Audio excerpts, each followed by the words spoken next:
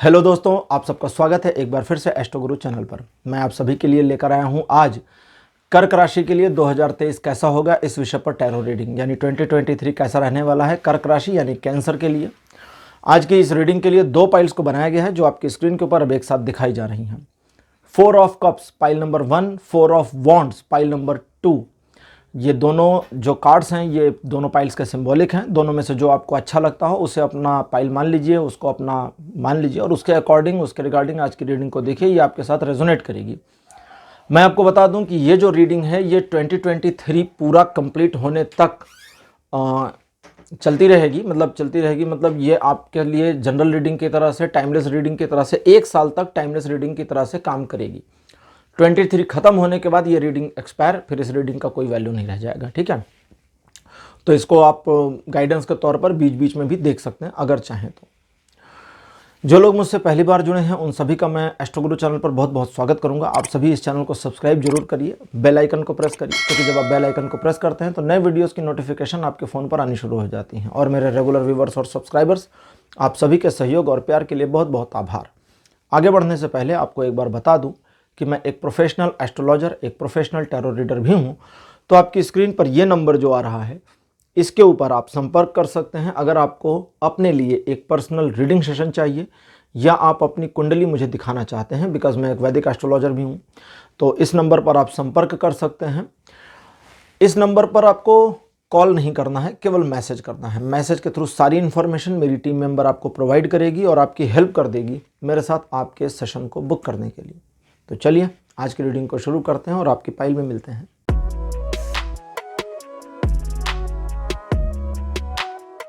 Hello पाइल number 1, आप सबका स्वागत है आपकी रीडिंग में। आपने 4 ऑफ द कप्स को चुना था, मेरे बगल में 4 ऑफ कप्स लगा दिया गया है।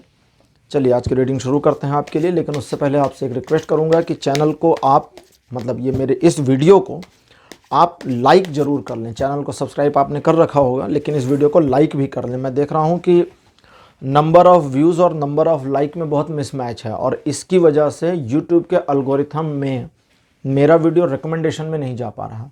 तो अगर आप लाइक्स की संख्या बढ़ाएंगे तो ये रिकमेंडेशन में भी जाएगा और उसका मुझे सीधा फ़ायदा मिलेगा।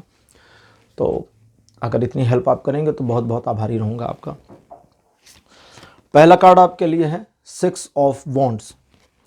कार्ड नंबर 2 आपके लिए है 8 ऑफ वॉन्ड्स। थर्ड पोजीशन पर आपके लिए है 10 of sword. Fourth number the hermit. और आपके लिए लास्ट में जो कार्ड मेरे पास अपीयर हुआ है this one is the hierophant. कर्क राशि आपके लिए अगला साल बहुत ये जो 2023 का ईयर है ये बहुत बढ़िया रहने वाला है, लेकिन आपको इस पूरे साल को बढ़िया खुद करना होगा।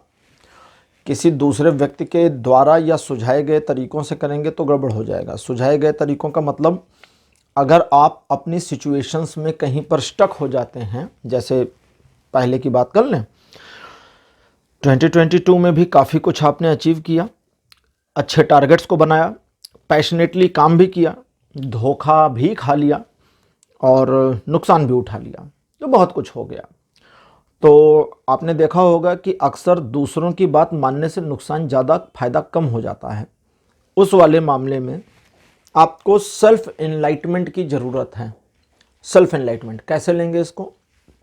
इस पूरे साल भर में जब भी आप कहीं स्टक हो जाएं तो थोड़े समय के लिए इंट्रोवर्ट मोड में चले जाएं। इंट्रोवर्ट मोड में अंतर्मुखी हो जाएं, अंदर चले जाएं, अपने साथ बैठ जाएं और सोचें, विचार करें कि आपको क्या करना है क्या नहीं करना। कोई सोच नहीं आ रही तो ठीक है, आधे दिन का, 1 घंटे का, 1 दिन का ब्रेक ले लीजिए और उस ब्रेक पीरियड में सिर्फ अपने साथ समय को बिताइए। किसी और के साथ मत रहिए, अपने साथ बकबक मत करिए, अपने साथ रहिए।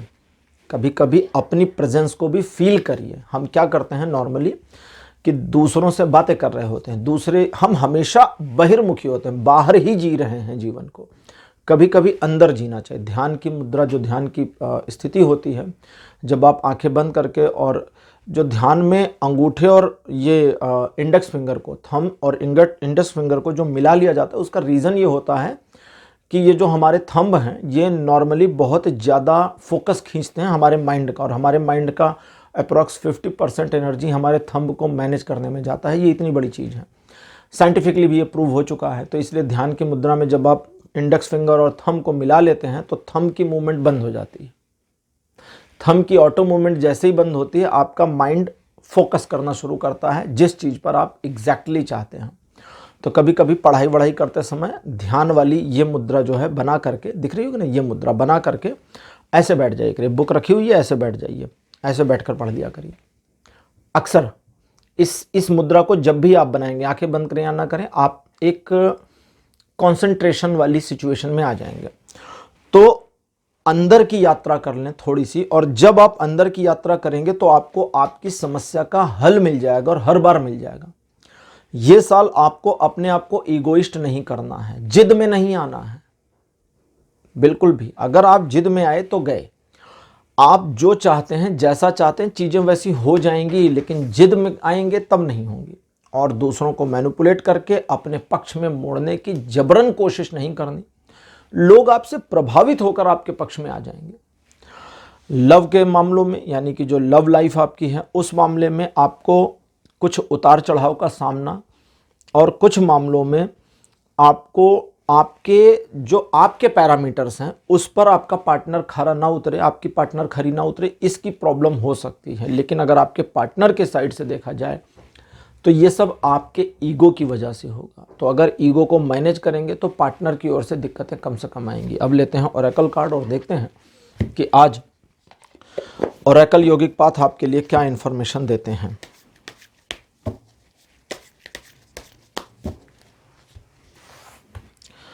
पहला कार्ड आपके लिए मेरे पास है आत्मन।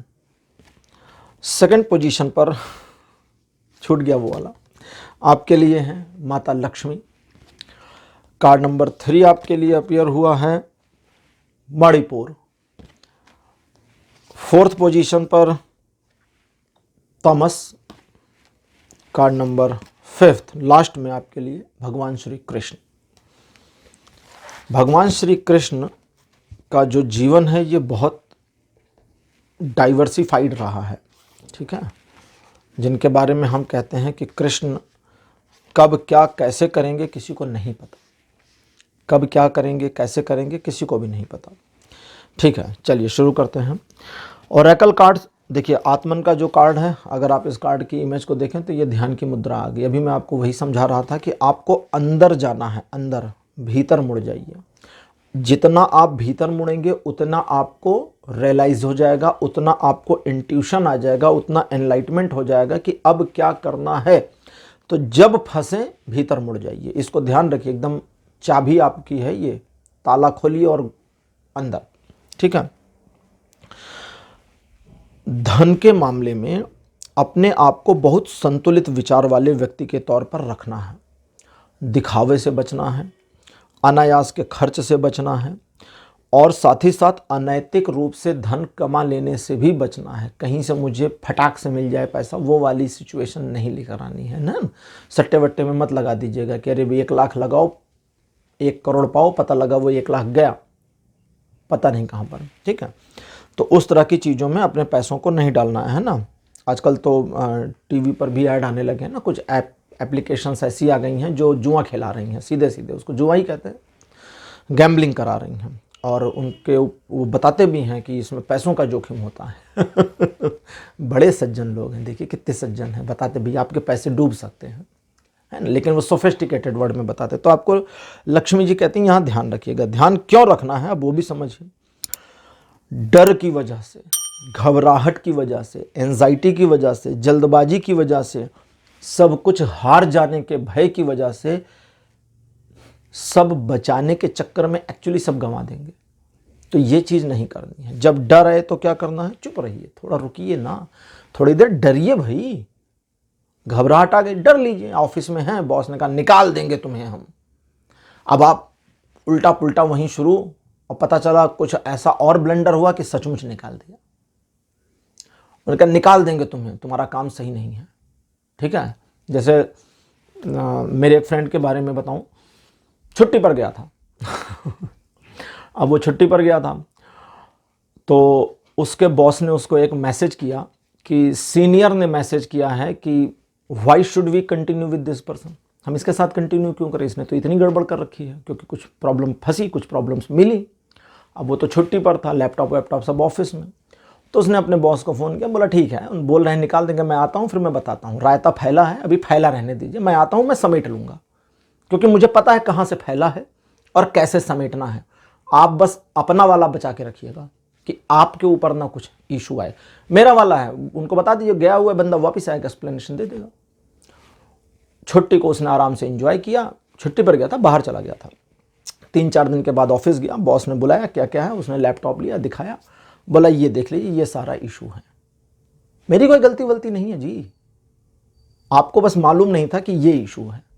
आपने एक साइड देखा, दूसरा साइड नहीं देखा था। अब ये दूसरा साइड देख लीजिए। बॉस ने कहा अरे तुम तो बड़े अक्लमंद हो, तुमने तो मेरे को वेपन दे दिया, अब मैं आगे इस हथियार को चलाऊंगा। मतलब ऊपर से बिजली गिर रही थी ना, तो वो गिरते गिरते गिरते गिरते जूनियर पे आके गिरते और जूनियर बाहर। अक्सर कंपनीज में ऐसा हो जाता है। तो इसीलिए जूनियर एम्प्लॉयज को चीज़ों को संभाल कर, डेटा रिकॉर्ड्स उनको संभाल कर रखना पड़ता है। तो आपके लिए यही है कि जब घबराहट आए तो उसे आने देना है। आ जाओ भाई, आ जाओ, डर लग रहा है मुझे, परेशान हूँ, पैनिक हूँ, डिस्टर्ब सिचुएशन है, कोई बात नहीं। उस सिचुएशन में भी फिर क्या करना है, भूल गए? अरे अंदर जाना है, फिर से वही है चाबी, ताला लग गया ना, घबराहट आ गई, प्रॉब्लम आ गई, एंजाइटी आ गई, सिचुएशन में फंस गए, स्टक हो गए। अब मुड़ जाइए अंदर, इंट्रोवर्ट हो जाइए और सोचिए क्या करना है, क्या नहीं करना है, कैसे करें, कैसे ना करें। एकदम योगी साधु महात्मा की तरह हो जाइए। वो बॉलीवुड वाले साधु महात्मा नहीं, बॉलीवुड वाले जॉन स्नो की तरह होते हैं, दे नो नथिंग फिर भी दे नो एवरीथिंग। अभी उन्होंने एक फिल्म बनाई थी ना, ब्रह्मास्त्र। अरे भाई, मैंने उसको 3.5 घंटे कैसे झेला मैं ही जानता हूँ। मतलब मैंने तो उसको 3 पार्ट में देखा टीवी सीरियल की तरह। ऐसी बकवास कहानी, हद हो गई थी। वैसे वो वाला एक रिव्यू जो था जिसमें किसी ने लिखा था कि सस्ती वांडा बना दिया था उसको, वो नागिन करके जो भी हीरोइन है, नाम उसका जो भी है, वो सही लिखा हुआ था। वैसे मैं फिल्मों के रिव्यू देना पसंद नहीं करता हूँ, फिर भी अब निकल गया मुझे तो बता दिया। तो उस घबराहट की परिस्थिति में आपको मुड़ना है अंदर, और जब आप अपने अंतस में मुड़ेंगे तो अंदर मुड़कर पैनिक नहीं होना है, शांत होना है, ताकि आए कुछ अंदर से निकल के। खोजना नहीं है कहाँ गया मेरा वाला जवाब, नहीं नहीं नहीं नहीं, रुक जाएं, इंट्रोवर्ट हो जाएं, विचार करें कि ये पैनिक सिचुएशन है, जॉब जाने वाली है, बिजनेस ठप पड़ने वाला है, अब मुझे क्या करना चाहिए। सोचिए, जवाब नहीं आ रहा, कोई बात नहीं, रुके रहिए ना, थोड़ा थमिए, जवाब आ जाएगा। जो एनलाइटमेंट आपको आए उसे यूज करना है। कुछ ऐसे भी आइडियाज आ सकते हैं जो नॉर्मल से एबनॉर्मल हो, उन्हें भी यूज करना है। अब श्री कृष्ण कहते हैं आखिरी चीज आपके लिए समझ लीजिए, और आखिरी चीज वो है कि अगर स्किल सेट में आप इंप्रूवमेंट नहीं लाते हैं तो अपने जीवन में बहुत कुछ खोएंगे आने वाले समय में, इस 2023 में। तो अपनी स्किल सेट में इंप्रूवमेंट लानी है। अब मान लीजिए आप एक दुकानदार हैं जिसका काम है सुबह जाना, दुकान खोलना, शाम को बंद करके चले आना। अब इसमें क्या स्किल सेट इंप्रूव करें, क्योंकि भाई कुछ और पढ़ लें, कुछ और डिग्री विग्री ले लें तो भी दुकान पर कोई फ़र्क नहीं पड़ना, ना करें तो भी फ़र्क नहीं पड़ना, यही तो कहेंगे आप। तो वहाँ आपके लिए मैसेज ये है कि अगर आप अपनी स्किल सेट्स को इम्प्रूव करेंगे तो आप अपने व्यापार को और कैसे बढ़ा सकते हैं आगे, इसका आइडिया आ जाएगा, दिमाग में ये चीज़ घूमेगी, कैसे करेंगे। एक पढ़ा लिखा समझदार व्यक्ति काफ़ी कुछ अलग कर सकता है, ठीक है। पढ़ा लिखा समझदार व्यक्ति, मैंने ये नहीं कहा स्कूल जाने वाला। रॉबर्ट कियोसाकी का नाम सुना होगा, जिसने रिच डैड पुअर डैड लिखी थी, उसकी एक और किताब है, अगर आपने नहीं पता तो पता करिए। उनकी बुक है, उसका नाम है if you want to be rich don't go school. अमीर बनना चाहते हो तो स्कूल मत जाओ। उनका मतलब ये था कि जैसे अभी एलन मस्क ने भी कहा था कि स्कूल हमें कुछ भी नहीं सिखाता, पैसा कैसे कमाएं ये तो बताता ही नहीं, और हमारी ज़िंदगी में यही सबसे इंपॉर्टेंट चीज़ है, और स्कूल में यही नहीं सिखाया जाता, बाकी सब सिखाया जाता है। हद ही हो गई है। अरे भैया ये सिखाओ पैसा कैसे कमाएंगे, पैसा कैसे बचाएंगे। स्कूल में, चलो ये भी छोड़ो, स्कूल में टीचर कहते हैं फोकस करिए, ध्यान लगाइए, ध्यान से पढ़िए। टीचर बताता ही नहीं ध्यान से पढ़ना कैसे होता है, फोकस बनता कैसे है, टीचर को खुद ही नहीं पता, बताएंगे क्या। तो उनकी भी अपनी प्रॉब्लम चल रही है। तो यहाँ कृष्ण कहते हैं कि आपको अपनी स्किल सेट में इंप्रूवमेंट लानी है। अगर आप गृहिणी हैं और सिर्फ घर के ही काम धाम देखती हैं तो भी आपको अपनी स्किल सेट में इंप्रूवमेंट लानी है। क्यों लानी है? अब उसका रीजन है कि आप अपने काम में बेहतर प्रदर्शन कर पाएंगे, साथ ही साथ आपके अपने विचारों में बेहतरी आ जाएगी और साथ ही साथ आपके अपने जो व्यक्तित्व है उसमें एक ऐसा निखार आएगा जो सोसाइटी में आपकी इमेज और रिस्पेक्ट को और उठा देगा और बढ़ा देगा। इस चीज़ को जानिए, इस चीज़ को समझिए, तो इस चीज़ को करिएगा। बाकी चीज़ें मुझे ठीक दिख रही हैं। 2023 आपके लिए बहुत अच्छा है, लेकिन अंदर अपने भीतर में मुड़ना भूलिएगा मत, इस चीज़ का ध्यान रखिएगा। पाइल नंबर 1 आपकी रीडिंग यहीं क्लोज होती है। आज की रीडिंग आपको कैसी लगी, अपने एक्सपीरियंस, अपने अनुभव कमेंट सेक्शन में ज़रूर लिखिएगा और इस वीडियो को लाइक करिए। अगर अभी तक नहीं किया है तो अभी लाइक कर दीजिए और चैनल को सब्सक्राइब करिए अगर आप नए हैं तो, और वीडियो को शेयर करिए अगर कर सकते हैं तो अपने दोस्तों, अपने फैमिली फ्रेंड्स को। ठीक है, अगले वीडियो में आपसे फिर मिलूंगा। Bye bye.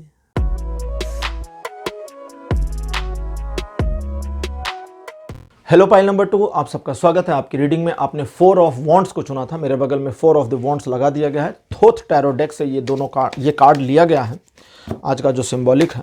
चलिए रीडिंग शुरू करते हैं, लेकिन रीडिंग शुरू करने से पहले आपसे एक रिक्वेस्ट करूंगा कि इस वीडियो को लाइक ज़रूर कर दीजिए। अगर अभी तक आपने लाइक के बटन को नहीं प्रेस किया है तो उसे प्रेस कर दीजिए, क्योंकि आपके लाइक्स की संख्या बढ़ा देने से ये वीडियो मेरा यूट्यूब के एल्गोरिथम में ऊपर आकर के रिकमेंडेशन में चला जाएगा और उसका मुझे सीधा फ़ायदा होगा। तो थोड़ा सा अगर ये आप कर देते हैं हेल्प तो बड़ा आभारी रहूँगा आपका। कार्ड नंबर 1 आपके लिए मेरे पास है 5 ऑफ कप्स। सेकंड पोजीशन पर आपके लिए है जस्टिस। कार्ड नंबर 3 आपके लिए है 2 सन। कार्ड नंबर 4 आपके लिए अपीयर हुआ है डेथ। और लास्ट कार्ड आपके लिए अपीयर हुआ है एस ऑफ पेंटिकल्स। तो 5 कार्ड आ गए हैं, जिसमें से चौथा कार्ड डेथ का आया हुआ है। डेथ का मतलब यहाँ पर मृत्यु नहीं है किसी भी टैरो। अगर आप नए हैं टैरो पहली बार देख रहे हैं बाई चांस, तो मैं आपको बता दूं डेथ के कार्ड के आने का मतलब होता है एक ऐसा परिवर्तन जिसे टाला नहीं जा सकता, मृत्यु की तरह अटल परिवर्तन। अटल जी का नाम अक्सर आ जाता है। तो मृत्यु की तरह एक ऐसा अटल परिवर्तन जो आपके जीवन को बेहतर कर देगा। लेकिन चूंकि वो मृत्यु के जैसा है, तो मृत्यु क्या करती है, जब भी कहीं आती है तो लोगों को रुला देती है, परेशान कर देती है, दुखी कर देती है। तो ये दुखद परिवर्तन होता है, दुख के साथ शुरू होता है। शुरू करते हैं आपके लिए रीडिंग। सबसे पहले एक लाइन में जान लीजिए, बहुत बढ़िया, बहुत प्यारा, बहुत मनोरंजक, बहुत अच्छा साल है, लेकिन इस अच्छे साल को इस्तेमाल करने की कोशिश करिएगा, क्योंकि ये जो चीज़ें हैं ये इनिशियल बेस पर हैं। ठीक है, ये बिल्कुल आइसक्रीम की तरह है ये साल आपके लिए, समझिए। डंडी में पकड़ी आइसक्रीम, खा लिए तो ठीक, वरना गल के बह जाएगी, फिर बेकार है, फिर यूजलेस हो गया। एक छोटी सी चीज़ आपको ठीक करनी है अपनी, और वो है कि हर चीज़ में नकारात्मकता को मत ढूंढिए, खोजिए भी मत भाई। इतनी क्या ज़रूरत है नकारात्मकता को ढूंढ लेने की। हाँ, आपको कोई पॉजिटिव चीज़ बताई जाती है या आप सुनते हैं, उसमें भी निगेटिव पहलू ढूंढ लेते हैं। और सिर्फ ढूंढ नहीं लेते, अपने आप को जस्टिफाई करते हैं, अपने आप को खुद में ही तर्क देते हैं जस्टिफिकेशन के लिए। वो सब चीज़ें बंद कर दीजिए। आप बहुत ब्राइट और शाइनी पर्सन हैं, लोग आपका सम्मान करते हैं, या सोसाइटी में आपका वो सम्मान हो सकता है जिसके आप हकदार हैं। अगर अभी तक नहीं हुआ है तो हो सकता है। थोड़ी सी चीज़ें आपको ठीक करनी है। पहला, ये 2022 का जो अंत होगा, या समझिए जो 2023 की शुरुआत होगी, ये थोड़ा सा मुश्किल साल होगा, मुश्किल समय होगा, साल नहीं मुश्किल समय होगा। और ये मुश्किल समय 1 महीने के अंदर ख़त्म हो जाएगा। तो मतलब जनवरी का महीना आपके लिए थोड़ा क्रिटिकल हो सकता है। इस महीने आपके सोचे हुए काम ना हो, आपके द्वारा प्लान किए गए योजनाओं पर पानी फिर जाए, आप सक्सीड ना हो पाएँ, वो कुछ अचीव ना कर पाएँ जो करना चाहते हैं, स्टार्टिंग में फेलियर हो जाएं, बिल्कुल कभी कभी कि हमारी पुरानी हिंदी फिल्मों के अमिताभ बच्चन की तरह हो जाएं। वो थे ना, वो पहले मार खाते थे फिर मारते थे। कुछ फिल्मों में देखा है मैंने, अमित जी पहले पिट जाया करते थे कुंडों से, मार वार खा लेते थे, फिर ऐसे खून वून साफ करके सबको धुन डालते थे। तो वही वाली सिचुएशन आपकी आएगी। ठीक, पहला जनवरी, जो जनवरी का पहला महीना है, ये आपके लिए थोड़ा मुश्किलें लेकर आता है, लेकिन ये मुश्किलों को एक्सेप्ट कर लीजिए। स्वीकार की भावना, जब सिचुएशन हमारे अगेंस्ट होती है तो कभी कभी हम उससे भाग जाने की कोशिश करते हैं, और भाग जाएंगे तो फिर उसका सामना नहीं कर पाएंगे, भाग जाएंगे तो उसको टैकल नहीं कर पाएंगे, भाग जाएंगे तो उसका सामना कैसे करें, कैसे चीज़ों को बेटर करें, ये पता ही नहीं चलेगा। फिर तो आप भाग गए ना, ख़त्म मामला। तो भागिए मत, एक्सेप्ट कर लीजिए कि हाँ, ये थोड़ा सा पैनिक हो गया है, ये थोड़ी सी बुरी सिचुएशन मेरे जीवन में आ गई है, इसके बाद चीज़ें फिर बेहतर होती चली जाएंगी और होंगी और होती चली जाएंगी, लेकिन उस होने में आपको अपने आप को और ज़्यादा एफर्ट वाले पर्सन के तौर पे स्थापित करना है। कैसे, उस चीज़ को समझें। सबसे पहली चीज़, आपको एक योजना बना लेनी है फरवरी ऑनवर्ड। जनवरी को छोड़ दीजिए, जनवरी को समझिए कि वो बस 2022 का ही हिस्सा है। आपका साल 2023 जो है वो फरवरी से शुरू हो रहा है, इसको ऐसा समझिए। तो फरवरी ऑनवर्ड एक छोटी सी प्लानिंग करिए, उस प्लानिंग पर काम शुरू करिए। अगर आप प्लानिंग पर काम करते हैं तो आप अपनी प्लानिंग के अकॉर्डिंग चीज़ों को मोड़ते चले जाएंगे। दूसरी चीज़, अगर आप एक नई इनकम सोर्स को बनाना चाहते हैं तो जनवरी में कोशिश मत करिएगा, औंधे मुंह गिरेंगी आपकी सारी कोशिशें। फरवरी या उसके बाद शुरू करिए, आप उसमें सफल हो जाएंगे। प्रेम संबंधों के मामले में कुछ लोगों का मुझे ऐसा दिखता है जो कि पहले से ही करीब कुछ 3-4 साल पहले से, 3 साल का कट लीजिए, 3 साल पहले से ही रिलेशन खराब था और कंटिन्यू खराब चल रहा था। इसी 2023 में आपके सेपरेशन के पक्का होने की, यानी अगर डिवोर्स वगैरह का केस चल रहा है तो पक्का लीगल स्टैंप लग जाए उस पर, इसकी पॉसिबिलिटी बनी है। वो वाले मामले जहां आप अपने, ये हो गया उनका सेपरेशन वालों का और डिवोर्स वालों का, वो वाले मामले जहां आप अपने प्रेमी प्रेमिका या अपने जीवन साथी के साथ अपने जीवन के सुखद पलों को एंजॉय करना चाहते हैं और रिलेशन को कंटिन्यू और ऐसे ही हेल्दी और प्यारा मीठा सा बनाए रखना चाहते हैं।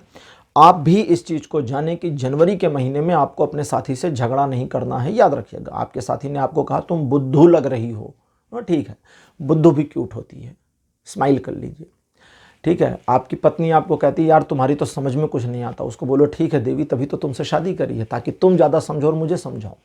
चीज़ों को मैनेज करिए, प्यार से हैंडल करिए और ईजिली चलिए, और उसकी बातों के कुछ कड़वेपन को शांतिपूर्वक तरीके से सिर के 3-4 फीट ऊपर से निकाल कर बाहर फेंक दीजिए। अंदर मत लीजिएगा, नहीं तो बाद में गिल्ट बनाएगा, बाद में सोचना वोचना चलेगा, तब गड़बड़ होगी। उसको भी अनसुना कर दीजिए, ठीक, लेकिन उसको दिखाइए मत कि आप अनसुना कर रहे हैं, नहीं तो झगड़ा हो जाएगा। पति पत्नी के रिलेशन में होता है ना, आप जिस बात को नहीं सुनना चाहते, अगर उस बात को ना सुनने की एक्टिंग भर कर दें तो देखिए कैसा बवंडर मचता है। तो कभी कभी सुनने की एक्टिंग भी करनी पड़ती है। अब अगर पति पत्नी दोनों इस वीडियो को एक साथ देख रहे हैं तो फिर ईश्वर आप दोनों की जोड़ी को सलामत रखे और खुश रहें आप, ठीक है, मैं कुछ भी नहीं कहूँगा। अच्छा, एक और चीज़ है, अगर किसी पुरानी योजना को वापस रिपीट करना चाहते हैं इस साल में, तो ये चीज़ की पॉसिबिलिटी भी बनी है और आप ये कर ले जाएंगे और सफल हो जाएंगे। तो ये साल आपके लिए थोड़े मोड़े इश्यूज़ के बाद भी बड़े फ़ायदेमंद हैं। ओरेकल कार्ड आज हमारे हैं, जो ये हैं ओरेकल यौगिक पात। तो देखते हैं इस डेक से आपके लिए क्या इन्फॉर्मेशन आती है।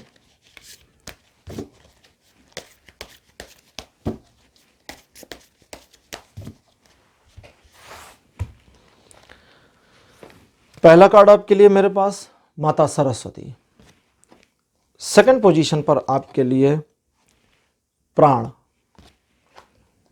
कार्ड नंबर 3 श्री हनुमान, भगवान हनुमान जी, फोर्थ पोजीशन पर माता राधा, और आपके लिए अंतिम कार्ड मेरे पास अपीयर हुआ है, दिस वन इज सहस्रार। सहस्रार हमारे शरीर का 7वां और अंतिम चक्र होता है। अगर हमारी ऊर्जा सहस्रार पर पहुंच जाए तो कहते हैं कि हम शिवत्व को प्राप्त हो जाएंगे, भगवान शिव के साथ हमारा या भगवान विष्णु के साथ हमारा एकाकार हो जाएगा, हम उन्हीं के स्वरूप हो जाएंगे, लीन हो जाएंगे। एक तरह से समझें जिसको कहते हैं कि आपको साल्वेशन जैसी स्थिति का अनुभव हो सकता है या परम ज्ञान जैसा मालूम हो सकता है, भगवान बुद्ध या कृष्ण जैसी स्थिति का सामना हो सकता है। चलिए उस चीज़ को छोड़ते हैं। आपके लिए 2023 में आप सिचुएशन को अकॉर्डिंगली चलने दें, ज़्यादा एक्सपेक्टेशन ना रखें। कभी कभी आपने, जैसे अब आपके पास्ट को देखा जाए तो कुछ एक मामलों में आपके एक्सपेक्टेशन जब टूट जाते हैं तो बड़ी निराशा का सामना करना पड़ता है आपको, और जब चीज़ें आप ज़्यादा एक्सपेक्ट नहीं कर रहे होते और सक्सीड हो जाते हैं तो उस समय आपका कौतूहल और एक्साइटमेंट बहुत गजब का होता है। तो इस चीज़ को ही बनाए रखना है, इस साल भी इस चीज़ को ध्यान रखें, ज़्यादा एक्सपेक्टेशन नहीं करनी है ताकि आपको ज़्यादा डिस्टर्ब सिचुएशंस का सामना ना करना पड़े, क्योंकि वो जनवरी में कुछ इश्यूज आ भी रहे हैं। आप अपने आप को अपनी कैपेबिलिटी, अपनी क्षमता को इस्तेमाल करने वाले पर्सन के तौर पर समझें। आपकी जो क्षमता है, जो आप सोच रहे हैं उससे थोड़ी ज़्यादा है, जिसको कहेंगे कि आपकी प्राण ऊर्जा में बहुत शक्ति है, लेकिन आप उस शक्ति को इस्तेमाल नहीं कर पा रहे। क्यों?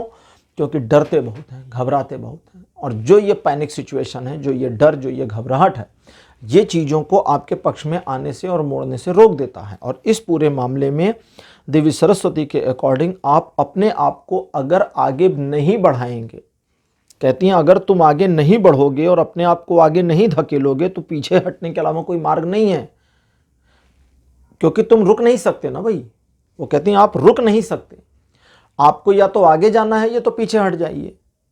आप पॉइंट पर रुक नहीं सकते, तो उस पॉइंट से आगे निकलने की कोशिश करनी है। लेकिन प्राण का कार्ड है जो कहता है ग्रेस में रहिए, एक शाइन करिए, निगेटिविटी के एस्पेक्ट में मत रहिए। अभी मैंने आपको पहले ही समझाया था, रीडिंग शुरू हुई थी, तो आप हर चीज़ों में निगेटिविटी खोज लेते हैं, तो हर मामले में निगेटिविटी खोजना बंद करिए। प्राण का कार्ड कहता है प्राण बह रहा है सर्वत्र, सर्वत्र यत्र तत्र सर्वत्र, मतलब हर जगह पर प्राण ऊर्जा है। प्राण ऊर्जा क्या होती है? जो सांस हम खींच रहे हैं तो यही प्राण है।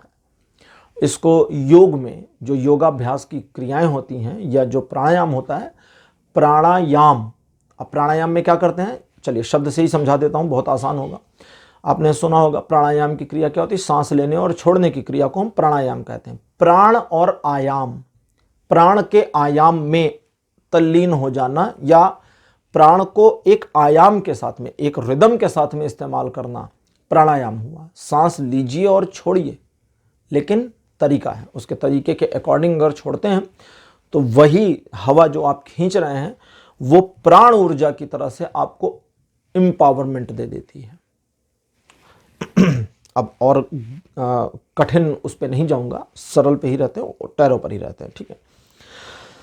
तो अपने अंदर उस परिवर्तन को आने दीजिए और अपने आप को रियलाइज करके रखिए कि आप क्या क्या कर सकते हैं, क्या क्या अचीव कर सकते हैं। अपने रियलाइजेशन को पूरा ध्यान में रखना है। और साथ ही साथ जब आप इस तरह से चीज़ों को करेंगे तो एक एनलाइटमेंट वाली फीलिंग आनी शुरू होगी। ये जो एनलाइटमेंट वाली फीलिंग है, ये फीलिंग आपको इस बात का एहसास कराएगी कि चीज़ें आपकी पकड़ और पहुंच में हैं, बस आपको हाथ बढ़ाने और खींच लेने की ज़रूरत है।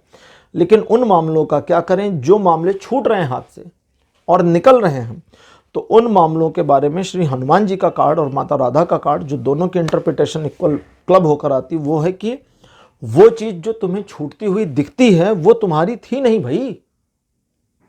अब इसको थोड़ा सा अगर हम स्पिरिचुअल वे में लेकर जाएं तो सब कुछ ईश्वर का दिया है, हमारा तो कुछ ही नहीं, हमारा तो शरीर भी नहीं है, सब भगवान ने दिया और भगवान में ही मिल जाना है। तो कुछ अगर छूट रहा है तो उसके लिए ज़्यादा परेशान मत हो। अब इसका ये मतलब नहीं जानबूझ के छोड़ दें कि ले भैया मेरा सारा सामान तुम ले जाओ, नहीं, ये नहीं करना है, ठीक। छोड़ने को नहीं कहा जा रहा, छूट रहा है, सिचुएशनली चीज़ें छूट रही हैं, कोई रिलेशन छूट रहा है, कोई सिचुएशन छूट रही है, कोई आदत छूट रही है, तो जो छूट रहा है उसे छूटने देना है, उसमें अपने आप को फंसा नहीं देना है, इस बात का ध्यान रखिएगा। और सहस्रार का कार्ड कहता है कि आप अपने आप को एक ऐसे एनलाइटमेंट वाली फीलिंग में पाएंगे जहां आपको एग्जैक्टली पता होगा कि उस आने वाली ऊर्जा को इस्तेमाल कैसे करें। अगला एक साल 2023 आपके लिए बड़ा मार्के का हो सकता है, बहुत ही प्रभावशाली हो सकता है, सम्मान के मामलों में, यश के मामले में,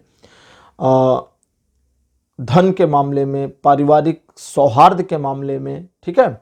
और अपने टारगेट्स को ऑन टाइम अचीव कर लेने के मामले में भी ये साल आपके लिए बड़ा फ़ायदे का हो सकता है। लेकिन इस फ़ायदे वाले साल का फ़ायदा उठाने के लिए आपको थोड़ा सा सावधानी भी रखनी पड़ेगी।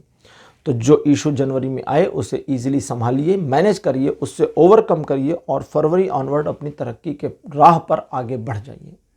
तो पाइल नंबर 2 ये थी आपकी आज की रीडिंग। आज की रीडिंग आपको कैसी लगी, अपने एक्सपीरियंस, अपने अनुभव कमेंट सेक्शन में ज़रूर लिखिएगा। इस वीडियो को लाइक करिए, चैनल को सब्सक्राइब जरूर करिए और अगर हो सके तो अपने फैमिली और फ्रेंड्स में इसे शेयर करिए। अगले वीडियो में आपसे फिर मिलूँगा। Bye bye.